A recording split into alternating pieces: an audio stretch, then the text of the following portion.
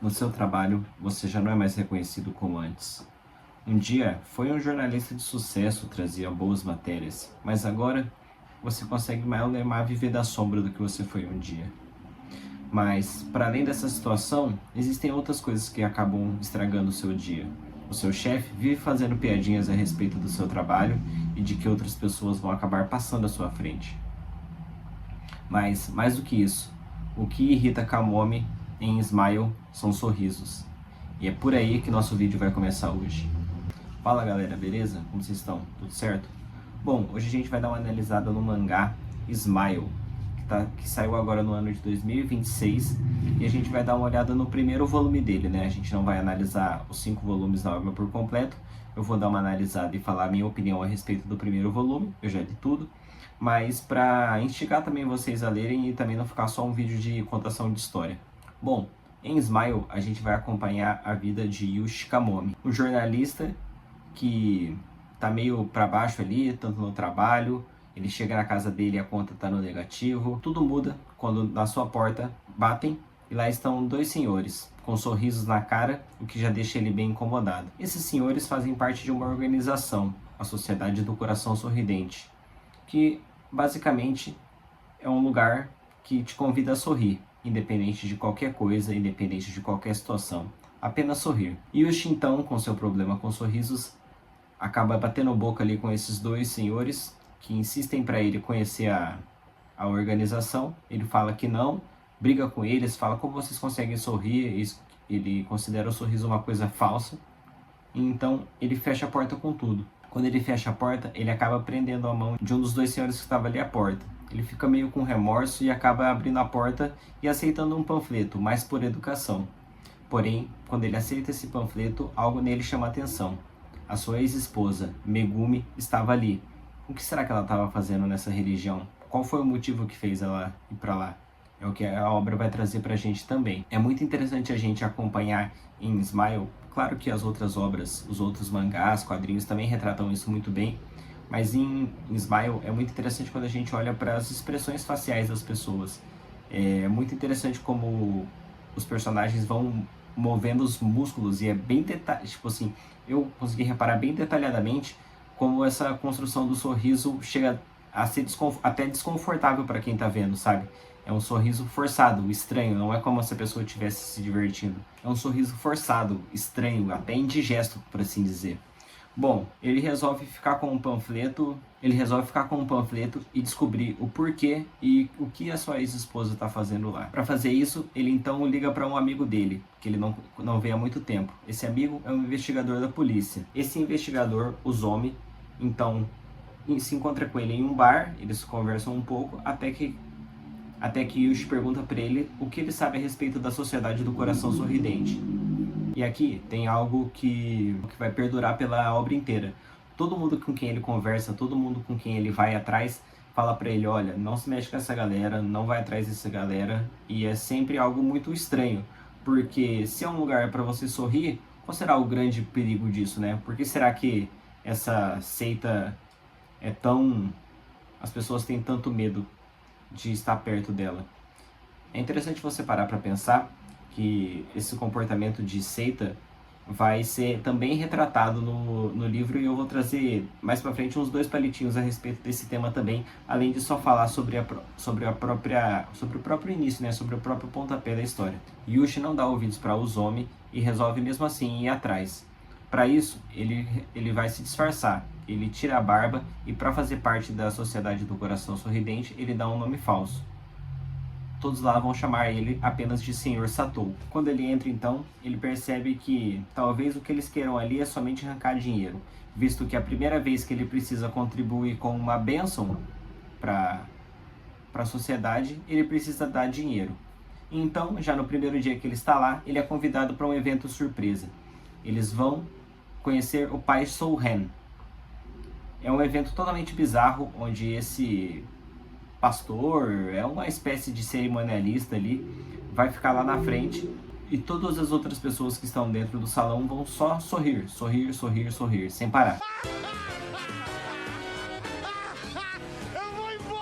Depois da primeira participação de Yushi na Sociedade do Coração Sorridente, Ele então volta para o trabalho e resolve pesquisar a respeito dessa organização.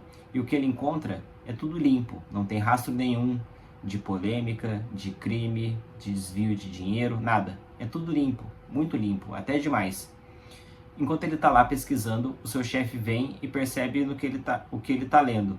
E ele simplesmente vira para ele e fala: a gente não vai publicar nada a respeito disso, pare de pesquisar a respeito dessas pessoas. E é muito legal a gente ver como o senso de urgência vai crescendo dentro do mangá. Conforme as pessoas percebem que ele está indo atrás desse grupo, mais as pessoas tentam alarmar ele e mais ele tenta correr contra isso. Mas ele não se importa com isso. Quando ele está dentro de um dos templos, ele é questionado o porquê ele entrou. Ele diz que entrou por conta de um panfleto que entregaram na casa dele e que ele queria muito conhecer quem era essa pessoa no panfleto, então ele mostra Megumi. É claro que ele está fazendo isso tentando não levantar nenhuma suspeita. Ele simplesmente diz que o sorriso dela o encantou e que ele gostaria muito de ir atrás dela para conhecê-la. Kamome percebe então que se ele quiser mais informações a respeito do paradeiro da sua ex-esposa, ele vai precisar chegar e ganhar a confiança de alguém. Então ele seleciona uma pessoa, Suzumura Yuka. Ele então começa a fazer o que ele sabe de melhor, trabalhar como jornalista. Ele começa a seguir o dia a dia dela, até que ele percebe que na verdade ele já estava sendo observado. Na verdade, Yuka já tinha até seu telefone pessoal, coisa que ele nunca tinha passado para a organização. Seu amigo, Uzomi, tenta alertar ele novamente e faz perguntas para ele se ele ainda está indo atrás dessa organização. Ele diz que não estava escrevendo nada a respeito e tenta disfarçar. Mas então o mangá é abruptamente cortado por uma cena. Uma bomba chega no jornal, onde Kamome trabalha. As pessoas foram encontradas sem rosto, com a pele arrancada. Morreram asfixiadas e depois tiveram a pele arrancada. Uzomi tem uma desconfiança de que talvez essa seita possa estar ligada nisso. Enquanto isso, Kamome está cada vez mais infiltrado. Ele agora foi selecionado para participar de um evento que, caso ele consiga concluir, ele vai ter a oportunidade de conhecer o Pai Shoukou, que é o membro máximo, o grande líder dessa seita. Para isso, ele tem que ficar 3 dias sem comer, sem dormir, sem beber água, somente sorrindo. E mais uma vez a gente percebe a verossimilhança entre a realidade e a ficção.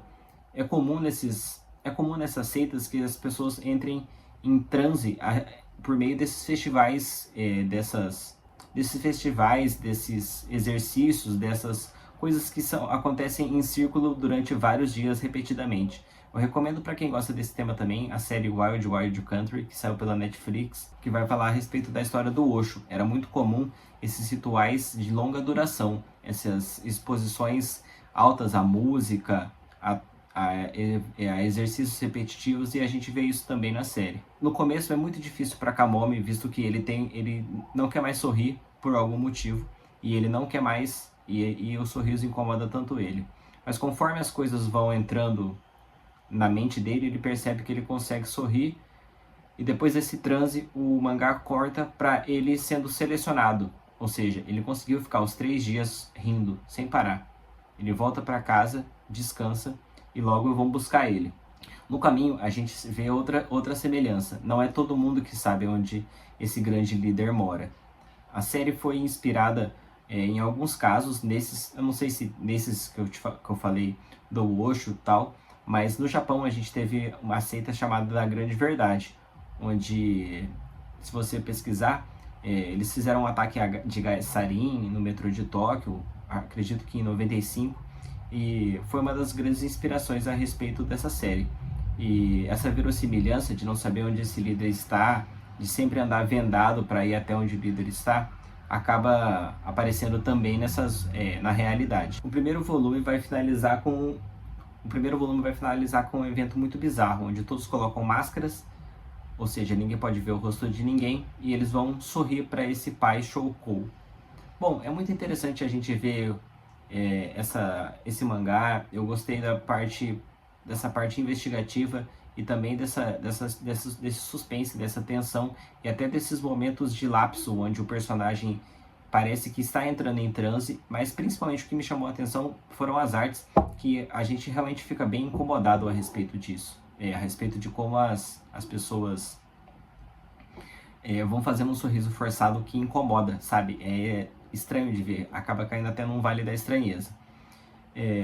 Essas seitas existem, a gente sabe que por aí que elas existem, e elas cada vez aparecem de maneiras diferentes, mas elas sempre vão levar algumas semelhanças, como um grande líder, um grande pai, e é sempre bom a gente estar esperto para evitar estar caindo nesse tipo de situação, nesse tipo de pensamento. A gente vê que, para não dar nenhum spoiler, né, eu vou falar só do Kamome. Ele estava num momento difícil, mas o que levou ele atrás foi a esposa dele. Mas geralmente as pessoas procuram esses lugares, procuram essas saídas, essas alternativas, quando elas já estão desesperançosas e acabam encontrando uma vivência em grupo, uma vivência coletiva dentro de lugares não tão apropriados assim. Bom, o vídeo de hoje é mais curtinho, não vai ter tanto aprofundamento, mas e aí, vocês já conheciam esse mangá? Curtiram? Valeu? Tamo junto!